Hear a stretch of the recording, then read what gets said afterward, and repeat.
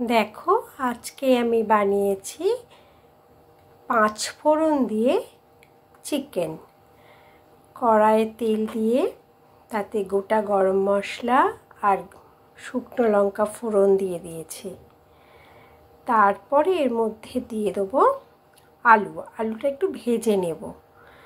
দেখো পেঁয়াজ, আদা, রসুন সব পেস্ট করে তেলের মধ্যে দিয়ে দিয়েছি। এবার এখানে একটু ভালো করে ভেজে নিয়ে যখন তেলটা বেরিয়ে আসবে তখন দিয়ে দেবো মাংস। দেখো শুকনো হয়ে এসছে। এবার এর মধ্যে দিয়ে দিলাম চিকেনটা দিয়ে ভালো করে নেড়ে নিতে হবে। দেখো তারপরে ভালো করে নেড়ে নিয়ে এর মধ্যে দিয়ে দেবো কাজু বাদাম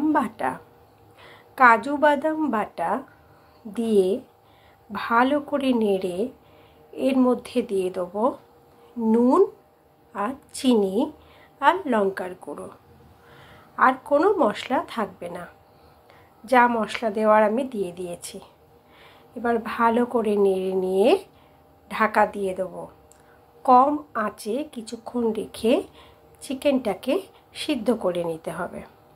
দেখো এর মধ্যে দিয়ে দিয়েছি লঙ্কার গুঁড়ো আর নুন আর চিনি একসাথে মিশিয়ে ভালো করে কষিয়ে নিয়ে রান্নাটা করতে হবে। শুকনো শুকনো হয়ে এসছে। এবার ঢাকা দিয়ে চিকেনটাকে সিদ্ধ করে নিতে হবে। দেখো কালারটা কিন্তু ভালো এসেছে। এরপর দিয়ে দিলাম কাজু বাদাম বাটা দিয়ে ভালো করে নেড়ে নিয়ে আবার ঢাকা দিয়ে মাংসটাকে সিদ্ধ করে নিতে হবে। দেখো কি সুন্দর একটা কালার এসেছে। আমি কিন্তু এতে আর কোনো মশলা দেব না। এবার চিকেনটা সিদ্ধ করে নেব। ঢাকা দিয়ে চিকেনটাকে সিদ্ধ করে নিতে হবে। দেখো তারপরে দেখো চিকেনটা সিদ্ধ হয়ে গেছে, কালারটা একটু অন্যরকম হয়ে গেছে।